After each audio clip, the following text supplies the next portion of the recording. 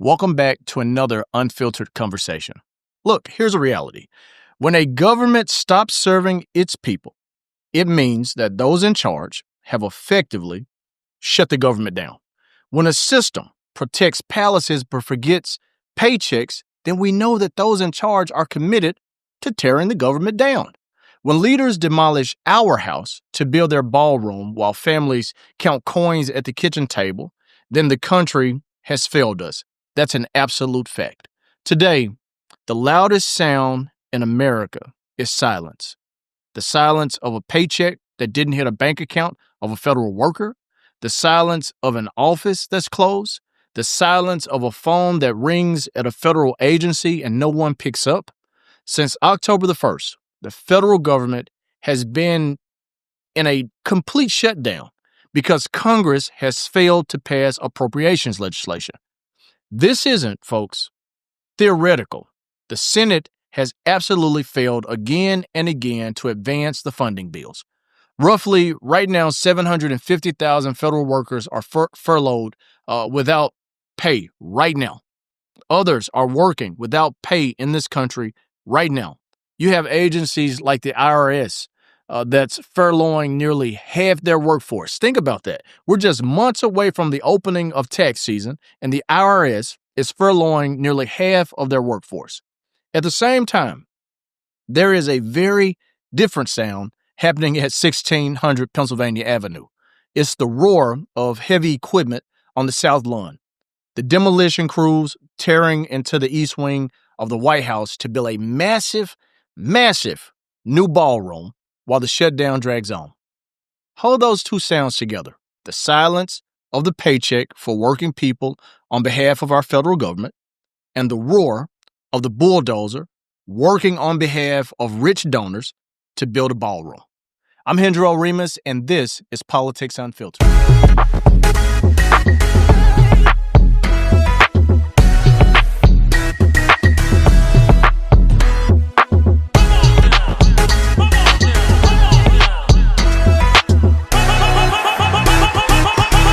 Welcome back. Another week, episode number 21. Thank you for liking, subscribing, and sharing this episode. Make sure that you tell someone about the show. If there's a particular topic that you want to hear us talk about on Politics Unfiltered, shoot us an email or leave a comment, and I'll do my best to try to tackle that topic. If you haven't gotten caught up on all of the episodes, go back, start from episode 1, and get caught up. We're now at episode 21, so you still have some time to get caught up. We have some great guests in the coming weeks that you don't want to miss. So subscribe, hit that subscribe button. If you're listening to the podcast on any of the major podcast streaming platforms, make sure you leave a review so that it helps us climb in the rankings. And as always, I want to make sure that we are promoting the new social networking or social media app that's being developed by our parent company, Get Social. Hop over to getsocial.co and subscribe to to receive an invite, a special exclusive invite to be one of the first people to access the new social media app. All right, now that I have that out of the way, let me cut to it. I don't give a damn if the ballroom that they're building at the White House is gold leaf or plywood. That's where I'm starting today. I don't give a damn if it's gold leaf or plywood. I care about priorities and the priorities that our government set. I care about the message that it sends. In a shutdown, the first job of our leaders should be to shorten the hardship, not lengthen the guest list. So let's get this right. Instead of negotiating an end to the shutdown, we're being told by the White House that the ballroom project is privately financed, so the show will go on despite the shutdown. That it's the president's top priority right now. We're told that it's $300+ million of modernization. That's the president's top priority right now. Fine, Mr. President. Yeah, you've got a privately financed ballroom by all of your rich friends. But let's ask a question. You promised that the East Wing wouldn't be touched. Why was the East Wing, which is historically part of the People's House, torn down now in the middle of the shutdown? Not whether it was torn down. That's an afterthought. It's gone. But why was it torn down in the middle of a shutdown when oversight is weaker? There's no one to say you're following the right building codes. There's no one to ask questions about where this money is coming from. Why was it done in the middle of a shutdown, rushed in the middle of a shutdown? Listen, this thing is taking place when there's no one at work to keep the president in check. That's just the harsh reality that we're facing. He is really capitalizing on the moment. We're told generous donors are funding the project. But who are they? What the hell do they expect in return for funding this ballroom? Right now, with the current occupant of the White House, transparency isn't optional. It's a check against turning the people's house into a playground for the few. In this country, we do need construction, but I'm talking about real construction. Schools, clinics, broadband. We're not seeing two kinds of construction happen simultaneously in America. We're not seeing construction for the many that invest in people and build up the public good. We're seeing construction for the few. For the few, the president's friends. We see the American people polishing the mirror so the powerful can admire themselves a little bit more under shiny lights and gold leaflets. Look, if the president wants to build a ballroom, okay. But do it after you funded paychecks for federal workers. Do it after you funded the child nutrition programs in this country, SNAP benefits, healthcare subsidies, and safe airports. Then talk about the chandeliers. And that's the order. That's the ethic. That's the public service that we need from the president and from those elected officials in Washington right now. Now, if you're listening to this podcast, you might be asking, wait, your title says shut it down. Aren't we already shut down? And you would be right, because yes, we are. We're in the middle of a shutdown right now. But I mean something deeper when I say that. I'm talking about shutting down the excuse that says the government can't work. Shutting down the chaos is our strategy mindset that plagues Washington far too often. Shutting down the private party pipeline that keeps public decisions behind velvet ropes. Shut down the revolving door that lets corporate checkbooks decide public policy. Shut down the idea that real public servants, folks who actually stand up to the corruption and stand up to the greed, shut down this idea that they are the problem when they are indeed the ones who actually show up for our schools, our security, for research, for oversight. Even when the mainstream media isn't covering it, they're still showing up. And then we need to tear it down. Tear down the damn politics that says own the liberals or own the conservatives. While at the same time, the folks who are shouting it, your life is consumed by high taxes, by rent, and by student loan debt that's out of control. Let's tear down the systems that funds a ballroom in the White House with private money, but underfunds a classroom in our communities with public money. I mean, make that make sense. Tear down the habit of making the government a theater and the people an audience. Folks, if you're listening to this podcast, I don't care where you are in the country or the world, I want to remind you again that democracy is not a show. It's work. It's constant work. It's never-ending work. It's a shift that you got to show up for. And if you don't show up for it, then it doesn't work and democracy fails. So while Democrats and Republicans can't find common ground on reopening the government, while Republicans can't find the heart to extend health care subsidies so that people's insurance doesn't balloon in the coming months, while our economy is taking a $15 billion a week hit to the GOP, to the GDP, while the president is reminiscing of the good old days of his real estate business and playing Bob the Builder, tearing down the East Wing and building a ballroom, while he's literally dancing on a red carpet in Asia.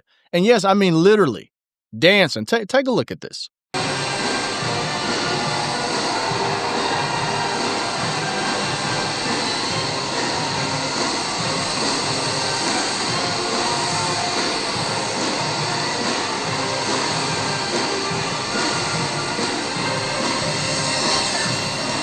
That's happening in the middle of a shutdown here at home while the president is abroad. While all of that is happening, the federal government sits in limbo, sits in absolute limbo. Nobody knows what's going to happen. Nobody knows when Mike Johnson is going to reconvene the Congress to actually get something done. No one knows when the Republicans and Democrats in the Senate are actually going to come together to get something done for this shutdown. The contrast between these two realities is striking. But here's what we need to be demanding. Here's what we need to be demanding. We don't need to be sitting around whining about what's happening. We need to be making some demands of our government, of our elected officials. Before any ribbon gets cut at that new ballroom, fund the damn government right now. Ensure paychecks. Ensure services to the American people. Ensure a functioning American government. Then publish the paperwork around the ballroom. We want to see the contracts. We want to see the donor list. We want to see the project permits. We want to see the cost breakdowns. Make everything you can public. Restore oversight that's badly needed right now, especially with this administration in charge. The planning commissions, the historic preservation boards, the independent reviews. We need all of it. All of it must be active and transparent. Prioritize, listen to me. Prioritize the real building that we need in this country. Child nutrition, airports, roads, bridges, veteran services, affordable housing, broadband. Then talk about the ballrooms and the red carpet for all the dignitaries. But here's something. Here's something that each and every one of us must do as American citizens, as tax-paying citizens. Hold these damn elected leaders accountable. If they choose spectacle over service, we must respond. We have to respond. And we have to do it at the ballot box and in the streets by protesting if we need. 7 million people turned out for these No Kings protests. In your own communities, you can be standing up and turning out to make sure that this government functions. You have that responsibility. You have that right. You should take it. Folks, the White House is not a palace. I mean, I've been there. It's not a palace. It is a workplace. Hundreds of people show up at the White House every single day to go to work on behalf of the American people. That house belongs to the people. You pay for it. You defend it. You expect it to serve you. All of us do. When a wing of that house is torn down for glitz, you'd better believe you deserve an answer.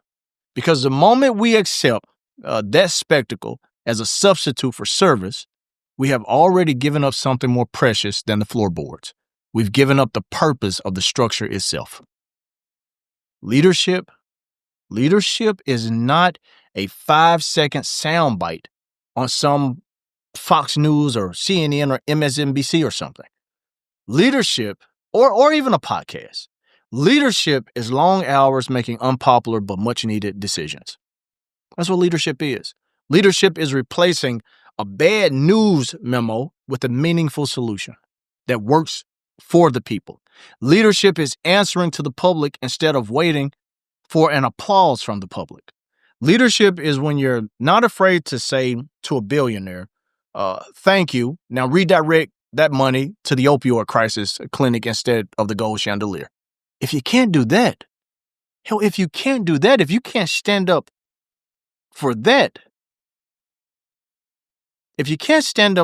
you've already lost the most important focus, and that should always be the people if you're in public service. If you can't do that, here's what you should not do. You shouldn't build a ballroom and call it a victory lap for the American people just because it's going to be big and beautiful and the most grandest ever or whatever it's supposed to be. And the reality is it's not hard.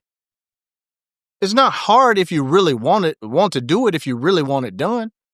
But since our leaders refuse to lead, here are 5 actions. This podcast about trying to give you some marching orders so that you know that you too can take action. Here are 5 actions that you need to be taking. If you're a leader, if you're a federal worker, if you're in the community, if you're in Congress, here are 5 simple, basic actions that you can be taking right now. For federal workers, you need to document everything. I mean, every single thing, every correspondence you get from the federal government. Keep pay stubs, furlough notices, keep the bills that's overdue, because when we move past this, those records will matter when you're trying to ensure that you're getting back pay and that you're not falling behind. For local governments, city councils and county commissions and county mayors and city mayors, don't wait. Don't wait for the government to reopen. Don't wait for the government to fund those much needed programs that will help be a social safety net for the people in your communities. Create local bridge financing. Partner with states and nonprofits to keep nutrition and social programs alive until the shutdown ends. You owe that to the people in your cities. For the folks in Congress, to the men and women in Congress, pass automatic back pay legislation for furloughed workers. No negotiation required. Update the law so a shutdown doesn't become a bargaining chip in the future. The American people can't afford it. For journalists and the media, for folks who are hosting podcasts and on podcasts, or for social media influencers, show the contrast. Show what's happening in this country. Show the paychecks as being missed by folks who are still working day and night for this country, helping to keep us safe at home and abroad. Show that versus the bulldozer that's on the South Lawn right now, tearing through dirt and trees and an old building, rubble of an old East Wing building to build a ballroom. And then keep following these stories. Don't just talk about them and get off of them. Keep following them. The donor list, the permits, the delays, all of that you have the power to bring to the forefront, or you have the power to help ignite something in the American people to join the quest for more information. And then for the public, for all of us who think that we don't have anything to do with this, that we don't have any power in this, you need to vote in every election, not just the flashy ones, not just the ones with the big names and all the millions of dollars in ad spending. The people who show up in primaries. If you're listening to this podcast, you need to know that the people who show up in primaries determine who controls these dynamics in Washington and state houses and in city halls. The people who show up in a general election determine who controls these dynamics. So you need to show up. Hell, even attend a town hall and ask questions like, why is the government not working for the people? Why is the government not working for me? Why is the government not working for my neighbor? Right now, there are elections that will happen in the next week. In Virginia, that you could choose a new governor, new attorney general, new lieutenant governor. In New Jersey, you can choose a new governor. In New York and Pittsburgh and Atlanta, you can vote on the mayors. And in so many other cities and states across our country, next week, there will be elections. You need to get out and you need to vote. And you need to vote just like it's a flashy election in big numbers. Listen, folks, I talk about this ballroom and I talk about what's happening in the country right now. I've been to the White House. I've been there several times. I've walked through the doors of what used to be the East Wing. And here's the reality. I'm not against renovation. I'm for the right kind of renovation. Renovate trust so that government is the floor you stand on, not the stage you perform on. Renovate priorities so the first dollars go to the first needs. Renovate our political culture so compromise isn't a dirty word. It's in the job description for the folks seeking to serve us. And if some wings, if it's East Wing, West Wing, South Wing, North Wing, if some wings just need to be torn down, let them be the wings of entitlement, the wings of cynicism, the wings of spectacle. So what rises in their place is a common house, a people's house, a working house where shit gets done. Listen, I promise you, I promise you. If you're in Washington, if you're listening and you think that it seems like this just cannot get done, I promise you, that is not that hard to build up America if those in charge really want to. It's not that hard to build up America. Build up the paychecks, the classrooms, the clinics, the labs, the runways, the bridges, and the hope that keeps us moving. Build up things that make a budget more than just numbers on paper, more than just dollar signs. Things that make a nation more than just slogans. When you're listening to this episode, the bulldozers will still be bulldozing. The American checkbooks will still be closed, and the families who are working hard for this country every day will still be budgeting, trying to figure out how they'll survive another week of this shutdown. So leave here with this. Leave this podcast with this determination. Demand a fully funded government immediately. You can do it. Start calling, start tweeting, start posting about it. Start irritating the hell out of your elected officials. Demand transparency constantly, not just sometimes, but always, constantly. Demand leadership that builds for the many, not the few. And demand a politics that makes you proud to hand this country to your kids. If we do that, something that small, if we do that, the next demolition we witness won't be of a historic wing of the White House. It will be the walls that keep everyday people out of the room where decisions are made. Because this house, our house, belongs to the people who clean it, who defend it, who pray for it, who pay for it. Let's shut down the excuses. Let's tear down the spectacle, and let's build up the only thing that's ever worked all of us together. It's just that simple. Folks, that's it for this week. I want to hear from you as always. Drop your thoughts in the comments. Hit me up on social media at Hendrell Remus, and let's keep this conversation unfiltered. Make sure you like, comment, subscribe, and share this episode with someone who needs to hear it. And remember, as always, truth matters, people matter, and silence is never neutral. Until next time, stay informed, stay critical, and never stop asking the hard questions. This is Politics Unfiltered, and I'm out.